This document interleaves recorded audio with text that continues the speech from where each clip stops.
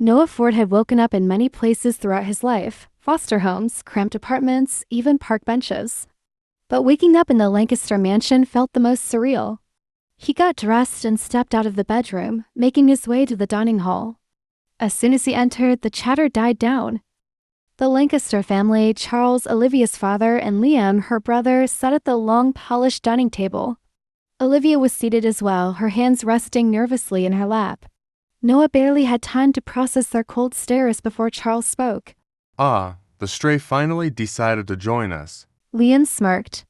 "I was beginning to think you got lost in the house." Noah met their gazes evenly but said nothing. He knew their type, the kind of people who enjoyed tearing others down just because they could.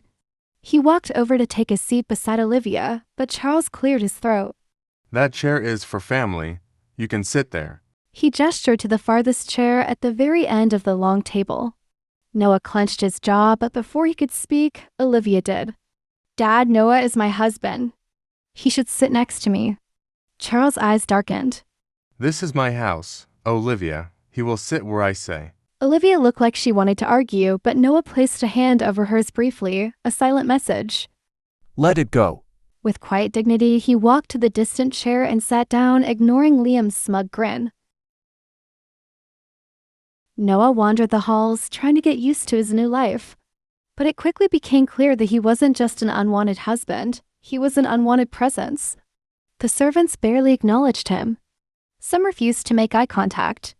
Others outright ignored him. At one point, he asked a butler where Olivia was, only to be met with a sneer. "Mrs. Lancaster is busy. I suggest you don't bother her." Noah raised an eyebrow and said in his mind. "Mrs. Lancaster, they wouldn't even call her Mrs. Ford." Later, as he passed the main hall, he overheard two maids whispering. "Can you believe it? Mr. Lancaster married his granddaughter to a nobody." I heard he used to live in a tiny apartment. No servants, no wealth, just a street rat. "Bet he won't last a month here." Noah exhaled slowly, resisting the urge to react. He had dealt with worse in his life, but it didn't make it any easier. The Lancaster family was hosting a charity gala, one of the biggest social events of the year. Olivia, dressed in an elegant blue gown, walked beside Noah as they entered the grand ballroom. As soon as they stepped in, whispers filled the air. "That's him, the orphan Olivia married. Poor girl. She could have had any man, and she ended up with him." "I give it a year before they get divorced." Noah kept his expression blank, but deep down it stung. Liam approached with a smirk, clapping Noah on the back. "Enjoying the party, brother-in-law. Oh, wait, you've never been to something this fancy, have you?" "Liam, if you have something to say, just say it." "All right then, let's make things interesting. Why don't you pour drinks for our guests? It's only fair since you're the lowest-ranking person in this room." The guests chuckled. Noah's fingers curled into fists. But before he could respond, Olivia stepped forward. "That's enough, Liam." "Relax, leave. I was just joking." It wasn't funny. Charles, who had been silently watching, finally spoke. "Olivia, stop embarrassing yourself." "Embarrassing myself? Dad, you're humiliating my husband in public?" "No, Olivia, you humiliated yourself the moment you married him." A sharp silence followed. Noah saw the hurt in Olivia's eyes, and for the first time, his anger wasn't just for himself. It was for her.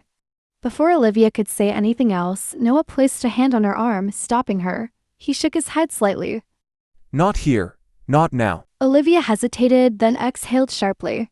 "See, even Noah knows his place." "You're right, Liam. I do know my place. And one day, you're going to wish you knew yours." Liam's smirk faltered for just a second. After the party, Olivia paced their bedroom, still furious. "I can't believe them. They treat you like you're nothing, and my father..." She stopped, shaking her head. "I don't care what they say. I know who you are, Noah." Noah leaned against the wall, arms crossed. "And who is that?" She turned to him, her voice softer. "Someone who didn't deserve tonight." For a moment, Noah didn't know what to say. All his life, people had looked down on him, but Olivia, she saw him differently. He looked away. "You don't have to defend me, Olivia." "I want to." He glanced at her, studying the determination in her eyes. Then, despite himself, he smiled just a little. In his private study, Harold Lancaster sat alone, staring at an old file. A butler approached. Sir, the party is over. Harold nodded but didn't look up. His gaze remained locked on the photograph inside the file, a baby boy with blonde hair taken decades ago. A boy named Noah Ford. He exhaled. It's time. Time for what, sir? Time for the world to remember who he really is. Noah may be a nobody to the world, but the truth is about to change everything. What is Harold Lancaster hiding?